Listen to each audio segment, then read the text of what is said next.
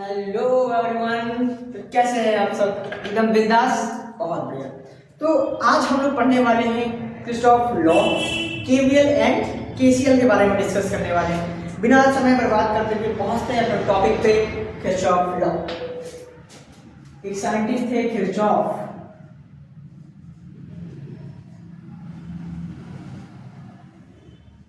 इन्होंने अपना रूल दिया इलेक्ट्रिकल सर्किट में एक ऐसे कॉम्प्लेक्स सर्किट को सॉल्व करने के लिए जिसके अंदर हम ना तो सीरीज का पता कर पाते हैं ना तो हम पैरेलल कॉम्बिनेशन का पता कर पाते हैं। जस्ट लाइक एग्जांपल,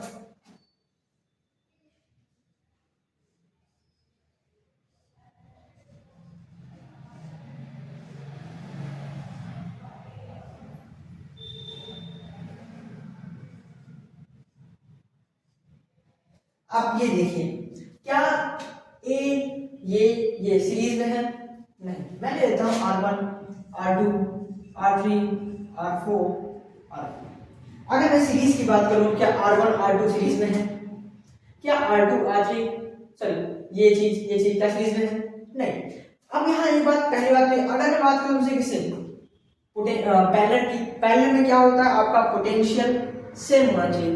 पैरेलल में क्या होता है आपका पोटेंशियल सेम होना चाहिए। तो क्या इनिशियल और फाइनल पोजीशन, ठीक है, ए आपका इनिशियल है R1 के लिए भी, ए आपका इनिशियल है R2 R5 के लिए भी, बट क्या बी आपका इनिशियल, बी आपका फाइनल है दोनों के लिए? नहीं है। इसलिए ये पैरेलल भी नहीं और सीरीज में भी नहीं। तो ऐसे कॉम्प्लेक्स सर्किट को सॉल्व करने के लिए किरचॉफ ने एक लॉ दिया है, बोलते हैं किरचॉफ लॉ। दो तरीके के होते हैं, एक होता है, पहला होता है आपका ये करंट लॉ, इसे बोलते हैं केसीएल। दूसरा होता है आपका ये वोल्टेज लॉ, केवीएल। ठीक है, हमें इन्हीं दोनों को डिस्कस करना है, इनकी एनर्जी डिस्कस करनी है और इन पे हमें न्यूमेरिकल्स सॉल्व करने हैं। पहला हम लोग स्टार्ट करने वाले हैं केसीएल। केसीएल क्या होता है, जिसको हम एक और नाम देते हैं, जिसका नाम है जंक्शन रूल। फर्स्ट आता है आपका केसीएल, इसे बोलते हैं क्या? करंट लॉ, या तो बोल दीजिए जंक्शन लॉ या जंक्शन रूल। जंक्शन क्या होता है? जंक्शन ये होता है किसी एक पॉइंट पे नंबर ऑफ वायर्स या नंबर ऑफ कंडक्टर कनेक्ट करते हो, या किसी एक पॉइंट से करंट आ रही हो और करंट जा रही हो, उसे हम जंक्शन बोलते हैं। जंक्शन या नोड बोल सकते हैं। फॉर एग्जांपल, हमने कहा एक ये पॉइंट है, इस पॉइंट से current number types of current जा रही है, आ रही है, कोई ए बी सी डी, ठीक है, ढेर सारे करंट या कंडक्टर वाले जा रहे हैं, आ रहे हैं। तो उसी के बारे में डिस्कस करते हैं हम लोग किरचॉफ करंट रूल के अंदर। तो ये इन्होंने ये कहा कि पहला इन्होंने क्या कहा, किरचॉफ करंट के मामले में ये कहते हैं कि किसी भी पॉइंट से जितने भी नंबर ऑफ करंट जाएंगे उतने ही नंबर ऑफ करंट आएंगे। इसका मतलब ये है कि इनकमिंग करंट इक्वल्स टू होता है क्या? इनकमिंग करंट बराबर और इन्होंने ये भी बताया कि किसी भी कंडक्टर में, किसी भी करंट सर्किट में जो टोटल करंट होगा, वो क्या होगा? सिग्मा आई बराबर क्या होगा? 0 होगा। इसका मतलब साफ साफ ये है कि आने वाला करंट और जाने वाला करंट क्या होना चाहिए? इक्वल होना चाहिए। आने वाला करंट और जाने वाला करंट क्या होना चाहिए? इक्वल होना चाहिए। किस पे? At junction. जैसे हमने ये पॉइंट ले लिया, ठीक,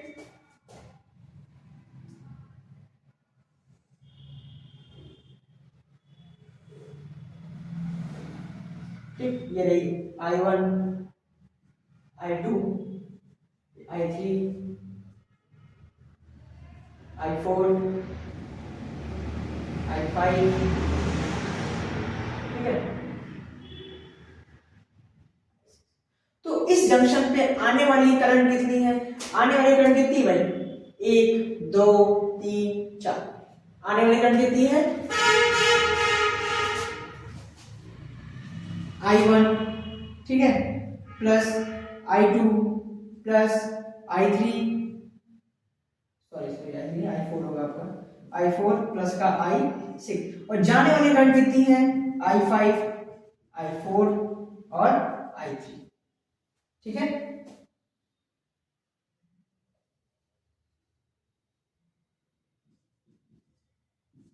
और इन्होंने ये कहा कि अगर आप इनका सम करते हैं या इनका पूरा समेशन करते हैं तो वहां पे आंसर क्या आएगा आपका 0 आएगा। हम एग्जांपल में लेते हैं, हम अगर एग्जांपल की बात करते हैं, चलिए बहुत अच्छे एग्जांपल अगर दे दो स्टूडेंट को, क्या रहेगा एग्जांपल। हमने कहा कि जंक्शन पे, ठीक है, I1 मान लीजिए 2 एम्पियर है, ये करंट I2 है मान लीजिए 6 एम्पियर है, ठीक, ये बाहर जा रही, I3 मान लीजिए 9 एम्पियर है, ठीक है, ये भी जा रही है, मान लीजिए कितना एम्पियर, ये 4 एम्पियर है, ये इंटर कर रही है, कितना हो गया 3 एम्पियर है, ये भी जा रही है अंदर, मान लीजिए 7 एम्पियर है। हमने कहा कि आप ये बताइए कि इनकमिंग बराबर आउटगोइंग, ठीक है, तो इनकमिंग करंट कौन कौन सी, हमें मान लीजिए एक फाइंड करनी, हमें यहाँ पे मान लीजिए फाइंड करनी, चलिए हम कहते हैं ये करंट फाइंड कर देते हैं, I1 I2 I3 I4 I5 या आपका I6, हमें I6 आपको फाइंड करना है। तो ठीक है, पहले लिखते हैं क्या इनकमिंग करंट, आने वाली करंट कितनी है जंक्शन की तरफ से, 1 2 3 4, तो I6 plus I2 plus I5 plus I1 बराबर जाने वाली करंट कितनी है यहाँ पे I3 और I4।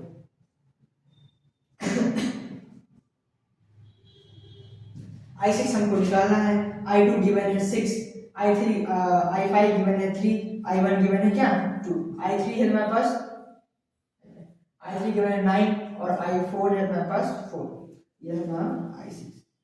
6 3 9 9 2 12, 8 3 11 9 2 11, ठीक, बराबर 9 4 13, तो I6 कितना आ गया हमारे पास 13 माइनस का 12, मतलब I6 बराबर कितना आ गया 1, ये कितना एम्पियर हुआ यहाँ पे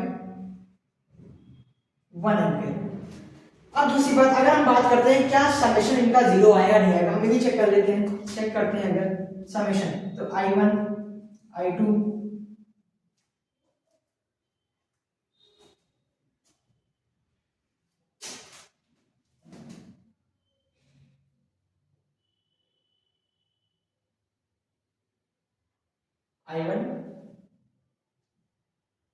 I2 I3 I4 I5, ठीक है, इन सभी को आप जोड़िए और इसके सामने रखिए तो इक्वल आएगा नहीं आएगा, चलिए इनकमिंग I1 I2, क्योंकि यहाँ पुट कर देते हैं वैल्यू पर, I6 I2 I5 I1 बराबर I3 I4, 1 6 3 2 बराबर I3 आपका 9 था, ये 4 था, ये देख लीजिए आएगा आपका कितना 14, सॉरी 6 3 9 9 3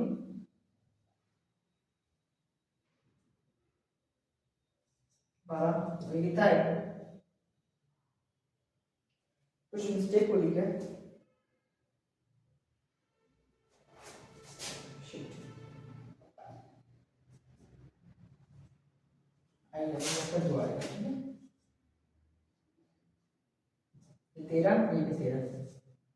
आप खुद देख सकते हैं इनकमिंग इक्वल टू क्या हो जाएगा आउटगोइंग हो जाएगा, और जब इनको हम सम कर देंगे इसका मतलब क्या हो जाएगा सिग्मा क्या हो जाएगा 0 हो जाएगा। बात समझ में आई। तो पहला कंडीशन आपका ये क्या था, इनके बारे में बताया गया है कि based on conservation of charge, ये किस पे बेस्ड है कंजर्वेशन ऑफ चार्ज, ये क्यों बेस्ड है, पहली बात तो ये based on conservation of charge, based on conservation of charge. आपको पता है कि चार्ज नहीं क्रिएट किया जाता है, चार्ज नहीं डिस्ट्रॉय किया जाता है। क्या ये बताइए जितना करंट आ रहा है उतना ही करंट जा रहा है, ना करंट वहां पहुंच बाद कम हुआ है ना ज्यादा हुआ है, जितना करंट पहले था उतना ही करंट है, इसका मतलब यहाँ पे क्या है आपका करंट का कोई लॉस नहीं हुआ है। तो ये कंजर्वेशन ऑफ चार्ज मतलब फ्लो हो रहा है तो ही करंट बन रही, जाहिर सी बात है। तो आपका चार्ज जो है वो हमेशा कांस्टेंट ही है, इस वजह से यहाँ पे कोई भी डिक्रीजमेंट नहीं हो रही, चार्ज आपका हमेशा क्या है कंजर्व, ठीक है। और ये हमेशा आपका ये एप्लीकेबल किस पे होता है क्लोज और ओपन सर्किट, ये आपका एप्लीकेबल है क्लोज और ओपन सर्किट दोनों पे, applicable closed end open circuit, clear.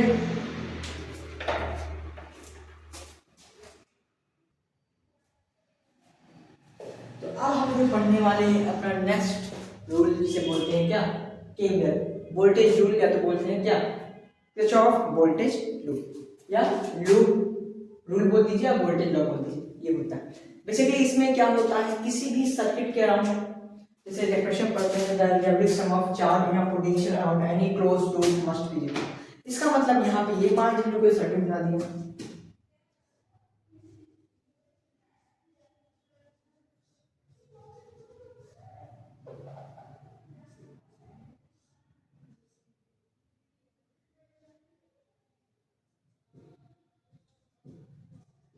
R2 R3 A B C D। अब मैं आपसे कहता हूं कि algebraic sum of charge in a potential around every closed loop must be zero। इसका मतलब यहाँ पे ये है कि समेशन ऑफ जो वोल्टेज आएगा इनका, समेशन ऑफ वोल्टेज जो है वो क्या आएगा, हमेशा जीरो आएगा। क्यों जीरो आएगा, क्योंकि डेल्टा भी चेंजिंग पोटेंशियल, डेल्टा भी अब क्या आएगा जीरो। क्यों आएगा डेल्टा भी, डेल्टा ही मतलब क्या होता है, इनिशियल पॉइंट वोल्टेज। अब क्या है, इनिशियल वोल्टेज क्या है, पोटेंशियल, और ठीक है माइनस फाइनल वोल्टेज। ठीक, तो अब आप लूप बनाते हैं, लूप बनाने में जैसे ए से स्टार्ट किया, ए से बी तक गए, बी से सी तक गए, सी से डी तक गए, डी से फिर आप ए आ गए। तो इसका मतलब क्या, इनिशियल भी आपका ए है, फाइनल भी आपका ए है। दैट्स द रीजन यहाँ पे आपका चेंज इन पोटेंशियल क्या आ जाएगा, जीरो आ जाएगा। चेंज इन पोटेंशियल क्या आ जाएगा, जीरो आ जाएगा। बात समझ में आई?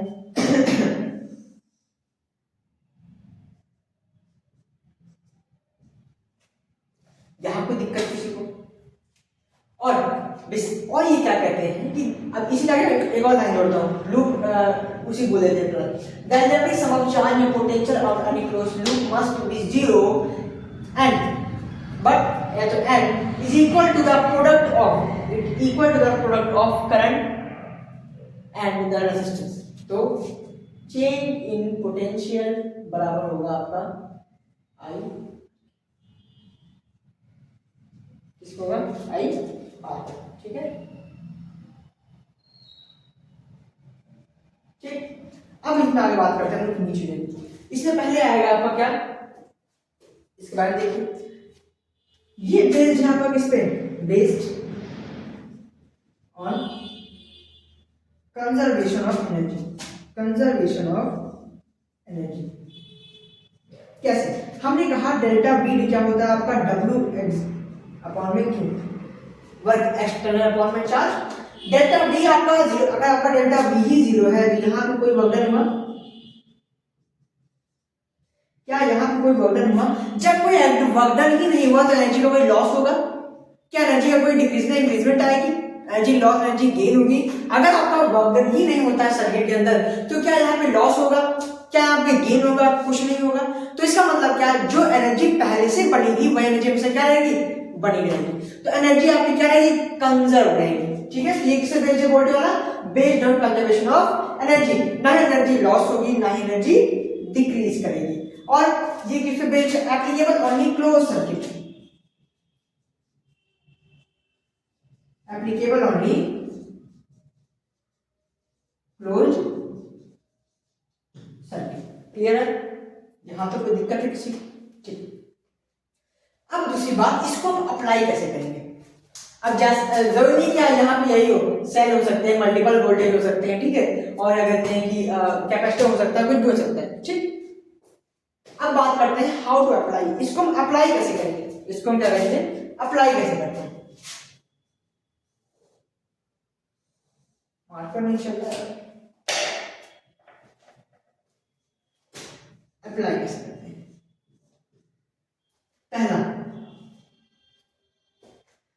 पहला आता है क्या, आपको लूप कंसीडर करना है। First consider loop. अब लूप आपके ऊपर है, चाहे एंटी क्लॉकवाइज चुनिए या क्लॉकवाइज। कहीं भी ऐसा होता है कि एक ही सर्किट में दो लूप चूज करने पड़ते हैं, तो आपकी मर्जी, चाहे एंटी क्लॉक या क्लॉक क्लॉक या एंटी एंटी। ठीक है, दूसरी बात, दूसरा ये है पोटेंशियल गेन या पोटेंशियल ड्रॉप कहां पर होगा।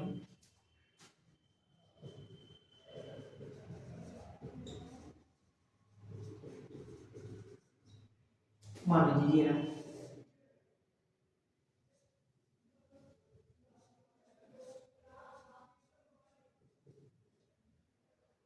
ये आपका लूप है, करंट फ्लो हो रही है, ठीक है, ये आपका लूप है। अब फिर पाथ ये, तो अगर आपका पाथ पॉजिटिव से नेगेटिव की ओर जाता है, वोल्टेज के पॉजिटिव से नेगेटिव की ओर जाता है, अगर हाई पोटेंशियल से लो पोटेंशियल को जाता है, इसका मतलब वहां पे क्या आएगा आपका वोल्टेज नेगेटिव आएगा।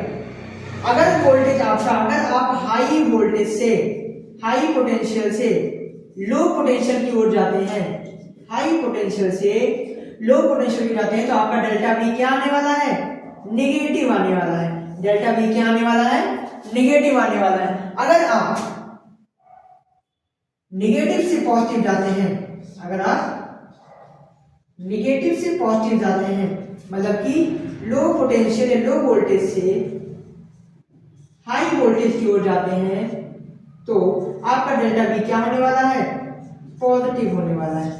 क्या होने वाला है, पॉजिटिव होने वाला है। बात समझ में आई? यहां कोई दिक्कत किसी को?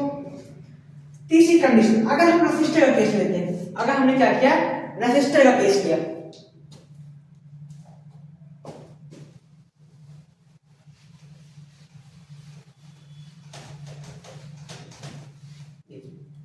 हमने लिया रेसिस्टर केस, थर्ड केस आपका,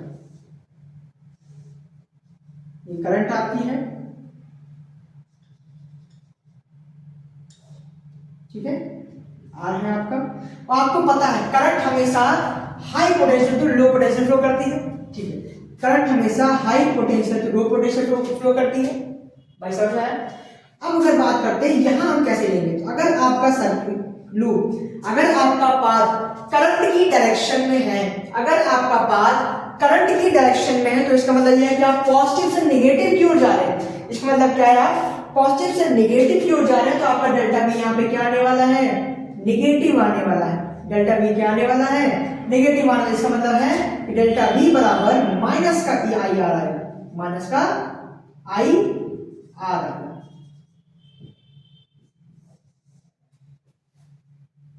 रेजिस्टर के केस में केवल आप पाथ देखते हैं, आप प्लस माइनस करंट कुछ नहीं दिया था, बस पाथ देखिए। करंट की डायरेक्शन में अगर है तो आपका नेगेटिव आएगा, करंट के अपोजिट में आपका क्या आएगा, पॉजिटिव आएगा, ठीक है। अगर आपका पाथ ये था, अगर आपका पाथ क्या है,